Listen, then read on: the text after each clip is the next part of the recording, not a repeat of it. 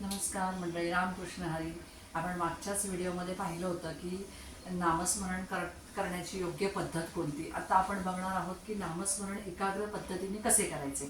तर प्रत्येकाला हा एक प्रश्न पडलेला असतो की एकाग्र म्हणजे काय नक्की. तर आपल्याला माहिती, आपण म्हणतो की मला तर काही एकाग्रता वेळ मिळत नाही, मी इकडं सकाळी बसलो तर तिकडे आवाज होतो, हे होतं ते होतं. मग त्याच्यासाठी एकाग्रता म्हणजे काय.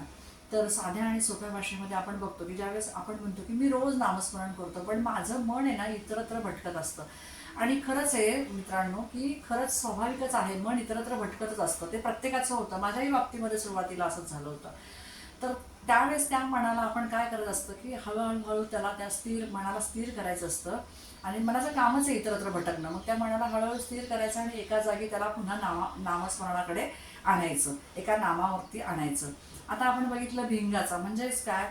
तर आपण भिंग बघतो. भिंगातनं आपण बघतो ना, भिंगाचा चष्मा म्हणा किंवा भिंग, जसं की दुर्बीण म्हणतो. तर आपण त्या भिंगातनं जर पाहिलं तर आपल्याला असं दिसतं की सूर्याचा प्रकाश हा सगळीकडे पडलेला असतो. मग तो सूर्याचा प्रकाश आपण भिंगातनं केंद्रित केला एका जागी, एका ठिकाणी सगळं ते तो प्रकाश, सूर्यप्रकाश एकाच जागेवरती जर केंद्रित केला तर आपण बघतो कागद सुद्धा पेट घेतो. आणि हे सत्य आहे उदाहरण. तसंच आपल्याला आपले विचार ज्यावेळेस आपण एकाच नामावरती केंद्रित करतो ना, एकाच देवाच्या नामावरती आपण ज्यावेळेस विचार केंद्रित करतो ना, त्यावेळेसच खरंच नामस्मरणाचा अनुभव आपल्याला येत असतो. आपलं पण मन इतरत्र भटकत असतं, पण ज्यावेळेस आपण त्या देवाच्या नामावरती, आपण त्याच्या विचारांवरती आपण केंद्रित होतो ना, त्यावेळेस परत हळूहळू आपलं मन एका जागी स्थिर होऊन तिथे आपलं मन पुन्हा त्याच्या एका एका विशिष्ट नामावरती येत असतं. आणि तिथूनच आपला खरंच अनुभव, आपल्याला नामस्मरणाचा अनुभव येत असतो. दुसरं उदाहरण आपण जर बघितलं की बाळ आणि आई. तर आई आपली काम करत असताना तिला जर तिच्या बाळाची आठवण झाली की तिचं प्रेम त्याच्यातनं व्यक्त होतं. म्हणजे बाळाच्या प्रती ती कितीही कामात असली ना, तर बाळाची आठवण आली तर तिला प्रेम, खूप असं तिचं प्रेम तिच्या असं उफाळून येतं बाळाबद्दलचं. तसंच नामस्मरणामध्ये पण तसंच आहे की दररोज आपण समजा देवाच्या प्रती जर तुम्ही प्रेम वाढवलं ना, देवाच्या नामाच्या प्रती जर प्रेम वाढवलं ना, हळूहळू हळूहळू तुम्ही पुन्हा त्या नामावरतीच येता. आणि तसंच आपल्याला म्हणजे सांगितलेलं आहे की तुम्हाला जर, संतांनी हेच सांगून ठेवलेलं आहे की तुम्हाला जर मन एकाग्र करून नामस्मरण करायचं असेल तर त्याच्या 5 सोपे उपाय सांगितलेले आहेत. तर 5 सोपे उपाय कोणते. तर सुरुवातीला तुम्ही एक चांगली जागा निवडायची, शांत जागा निवडायची, घरातली असू द्या आपल्या. बाहेर आपल्याला स्पेशली ती जागा घेण्यासाठी पैसे खर्च करायचे नाहीत. कोणती तरी एक जागा निवडा की तिथे तुम्ही शांत असू शकता. त्याचबरोबर रोज 5 ते 10 मिनिटे नामस्मरण करायचे. त्याचप्रमाणे तिसरा जो मुद्दा आहे ते म्हणजे काय. तर एक तुम्ही जागा जेव्हा निवडता तेव्हा ती शांत जागा असली पाहिजे. शांत जागा निवडून त्याच्यावर तिथेच बसून तुम्ही नामस्मरण करायचं. चौथा मुद्दा आहे मोबाईल पहिल्या बाजूला ठेवायचा. कारण आपल्याला माहिती आहे, आपण कोणतंही काम करत असलो ना की डिस्टर्बन म्हणजे मोबाईल असतो. डिस्टर्ब करण्याचं एक साधन म्हणजे मोबाईल बाजूला ठेवायचा. आणि पाचवं म्हणजे काय. तर मन आपलं कितीही इतरत्र भटकलं तरी स्वतःवर आपला राग येऊ देऊ नका. हळूहळू पुन्हा मनाला आपण त्या नामाकडे हळूहळू घेऊन येण्याचा प्रयत्न करा. तर हे 5 साधे आणि सोपे उपाय आहेत जे आपण रोजच्या जीवनामध्ये खरंच करू शकतो.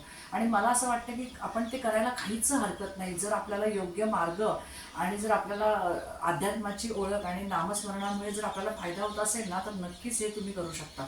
संतांनी सुद्धा हेच सांगून ठेवलेलं आहे की तुम्ही इतरत्र तुमचं मन कितीही कुठेही भटकलं, पण तुम्ही जर नामस्मरण केलं, नामस्मरण जर सातत्याने केलं तर तुमचं काय होतं. तर हे एक दिवसात होणारी गोष्ट नाहीये. ह्याच्यासाठी तुम्हाला रोज सराव करावा लागणार आहे. आणि जेव्हा तुम्ही रोज सराव करणार ना, तेव्हा तुमचं मन हे एकाच नामाकडे विशिष्ट ठिकाणीच ते केंद्रित होणार आहे आणि तिथेच तुमचं नामस्मरण होणार आहे. आणि त्याच्यातनंच तुमचा पुढे म्हणतात ना, यशाची वाट तुमची सुरू होणार आहे, असं संतांचं म्हणणं आहे.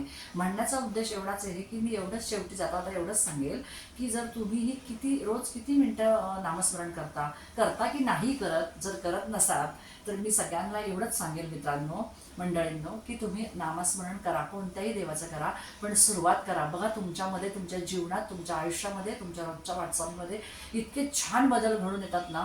तर तुम्हाला माझा हा व्हिडिओ कसा वाटला. याच्या पुढचा जो व्हिडिओ आहे किंवा जो पुढचा विषय आहे आपला, तो असा आहे की जपमाळेने नामस्मरण करायचं की नुसतीच माळ जपून करायचं, हे आपण पुढच्या व्हिडिओमध्ये बघणार आहोत. तर मंडळी, कसं वाटलं माझे विचार तुम्हाला? मनाची एकाग्रता ठेवून नामस्मरण कसं करायचं हा विषय कसा वाटला? जर हा विषय तुम्हाला नक्की आवडला असेल तर माझ्या चॅनलला लाईक करा, शेअर करा. आणि हो, आपलं चॅनल नवीन आहे, कोरं आहे, तर तुम्ही त्याला सबस्क्राईब करा, जेणेकरून असेच नवनवीन व्हिडिओ तुमच्यापर्यंत मी पोचवण्याचा प्रयत्न करेल. आणि जर तुम्हाला असेच नवनवीन व्हिडिओ जर पाहायचे असतील, ऐकायचे असतील, तर माझ्या चॅनलबरोबर जुळून राहा आणि आपल्या चॅनलला सपोर्ट करा, सबस्क्राईब करा. भेटून नवीन एका व्हिडिओमध्ये नवीन एका विचारांबरोबर. रामकृष्ण हरी मंडळी.